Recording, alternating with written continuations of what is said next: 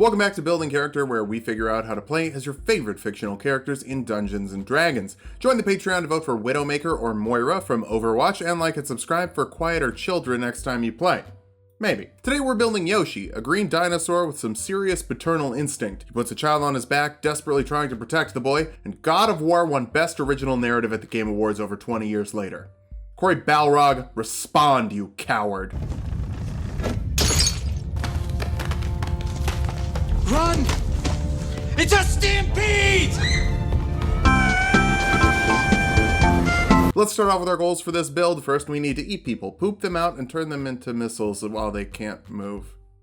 Oh no, you can't do that in D&D. Why am I even making this video? Next, we need to spit hot fire. There isn't a Mario freestyle rap game yet, but if there was, Yoshi would be a top tier character. Finally, we need to fly with some dragon wings, even if you're more of a lizard. For stats, we'll be using the standard point array from the player's handbook. Roll for stats if you want, just make sure that you're watching out for multi-classing minimums. Start with wisdom. Your animal handling has to be high because you're basically kind of an animal. I think in the Mario video I said you were a mount, so probably shouldn't. It's strength next. You deal a lot of damage with your mouth and throw people, so we need to lift people. Dexterity after that. Even if you're mostly using your strength, you're still pretty dang quick. Follow that up with constitution. If you're the only one taking care of a baby, dying is generally a bad thing. Charisma is a little low. You're likable enough, but not much for talking, and we'll dump intelligence. You're kind of just a dinosaur. There's nothing wrong with that. Who doesn't love dinosaurs? They're just not great at math. But dinosaurs aren't an option for a player race in Dungeons & Dragons, even if lizard folk are. That'll give you +2 constitution and +1 wisdom. A bite attack so that you can deal 1d6 plus your strength modifier in piercing damage with your bites. You even get hungry jaws, letting you make a bite attack as a bonus action once per short rest and give yourself temporary HP equal to your constitution modifier. That can't ever be very much. Like if you're a 20th level barbarian, at most that could get you 7 at level 20.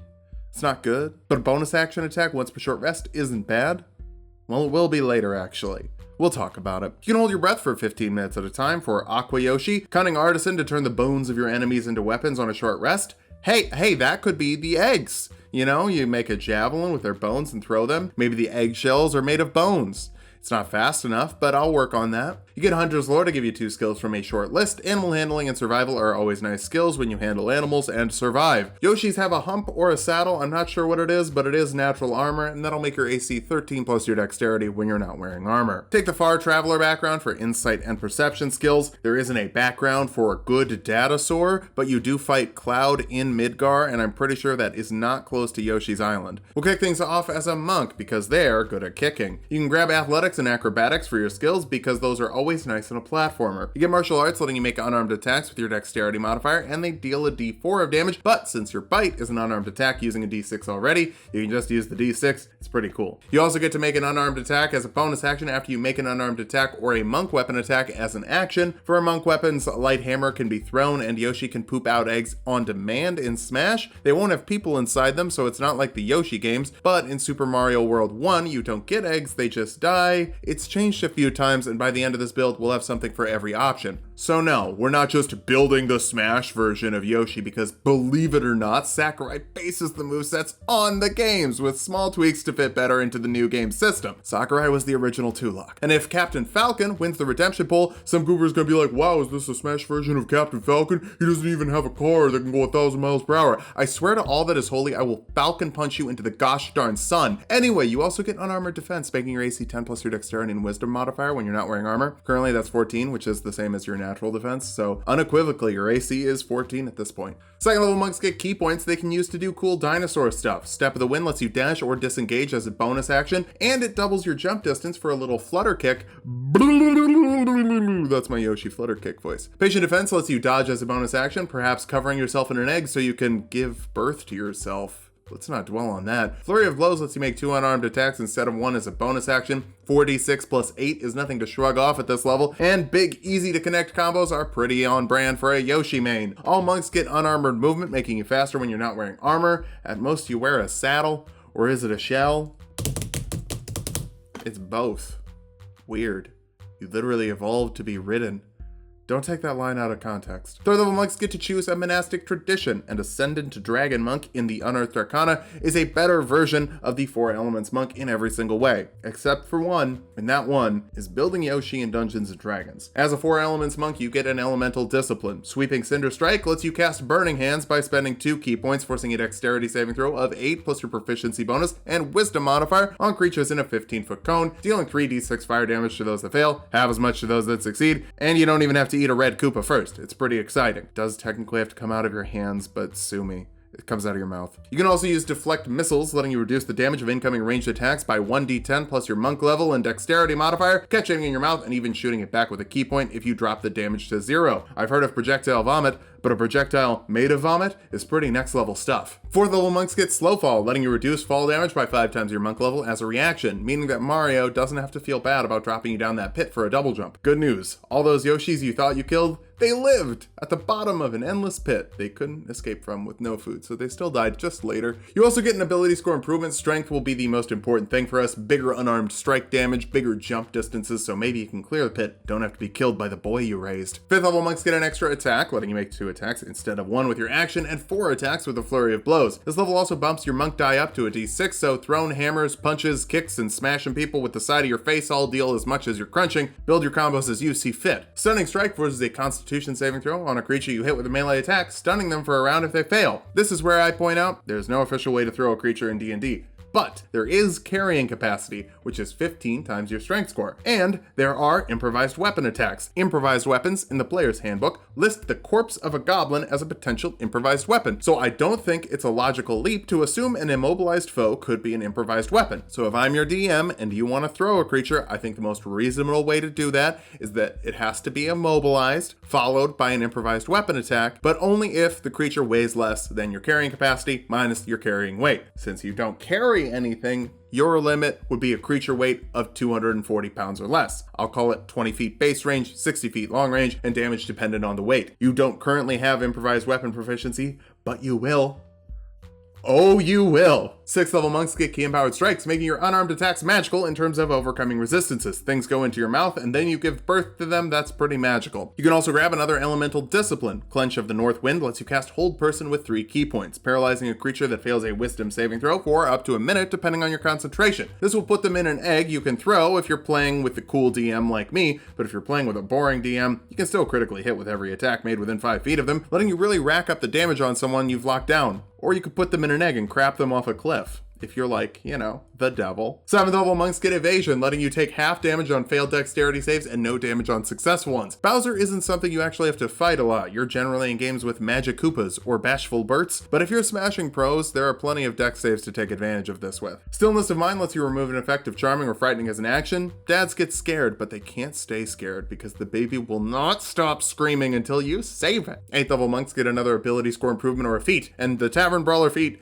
is a bad feat, but it gives you proficiency with improvised weapons, so make sure that your DM is okay with people becoming improvised weapons before you take this feat. There's no other reason to grab it. You can also grapple targets as a bonus action after you attack with an unarmed attack or an improvised weapon attack. That's pretty much the only other thing you get since you're a monk. Again, don't do this if your DM isn't allowing a creature to be an improvised weapon. 9th level monks get unarmored movement improvement, letting you climb up walls and over water while unarmored as long as you end up somewhere solid. So don't worry, the Yoshis crawled out of the pit, they're totally fine. Unless the bottomless pit was more than 135 feet deep, then they still died. 10th level monks get purity of body, making you immune to poison and disease, meaning that you can eat anything. Shy guys, eat them. Koopas, go ahead. Whatever eldritch abomination Pac-Man is, gobble it up. 11th level elemental monks get another elemental discipline. Ride the Wind lets you cast Fly with 4 key points for a 60-foot flying speed, or 80 since your unarmored movement applies to it, for up to 10 minutes depending on your concentration. So you can't be flying Yoshi and hold someone in an egg at the same time, but you can breathe fire and fly for full-on Dragon Yoshi action. You also get a D8 for your monk damage die. That's pretty wild. Better bites, better punches, better thrown hammers. It's fun stuff. 12th level monks get another ability score improvement, round up your strength and dexterity modifier for better AC and attacking, as well as 15 more pounds of lift, and even better jumping. And now, we'll jump over to Fighter, for a fighting style, like thrown weapon fighting, to add 2 to the damage of attacks with thrown weapons. This is for the Smash Bros. Poop on Command hammer eggs, not the people eggs, because people eggs are always going to be improvised weapons, but won't necessarily have the thrown property.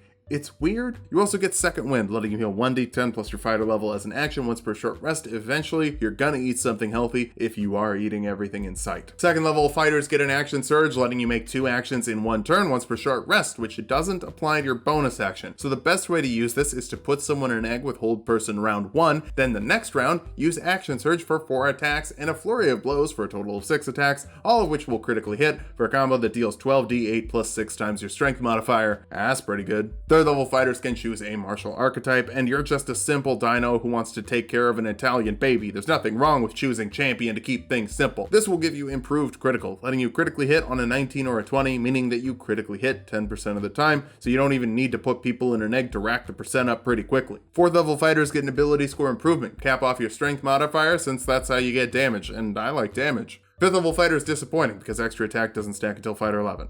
So that's kind of bad. But 6th level fighters get another ability score improvement. More wisdom will help your saving throws for fire breath, stunning strike, and eggification. 7th level champions are remarkable athletes, letting you add half your proficiency bonus to any strength, dexterity, and constitution checks you're not proficient with, meaning stealth Yoshi is an option, as long as Nintendo isn't too cowardly to team them up with Solid Snake. You also can add your strength modifier to the distance of a running long jump, which would be more impressive if you couldn't fly. Our capstone is the 8th level fighter for 1 last ability score improvement, and a capped off wisdom modifier will make you wise enough to become the father raptor you need to be. Now that we've hit level 20, let's figure out how viable this build is. First, you're fast. Before you have a flying speed, you can jump 50 feet and run 150 feet per round with Step of the Wind. Also, you can fly to go faster than that with a flying speed. That's better. You're also very consistent with a capped strength modifier in between 3 and 6 attacks per round and the ability to turn those into crits against humanoids. Finally, you have enough strength to literally put the team on your back. No one wants to mess with a dinosaur that can deadlift 300 pounds. For weaknesses, dexterity is much better for a monk than strength, and your DM might not let you throw people. You're also pretty good at smashing brothers, but Clench of the Northwind isn't going to work on anything that isn't a humanoid, so you could be in trouble if you have to fight dragons or something. Finally, key points are a limited resource, and you'll be burning through those incredibly fast with elemental disciplines and flurries of blows. But you're still good enough to protect a baby, or give a ride to the grown version of the baby. Run around, lock people down, and throw everything you can at everyone. Also throw everyone. Just hope that your DM is flexible, otherwise you could end up with some egg on your face.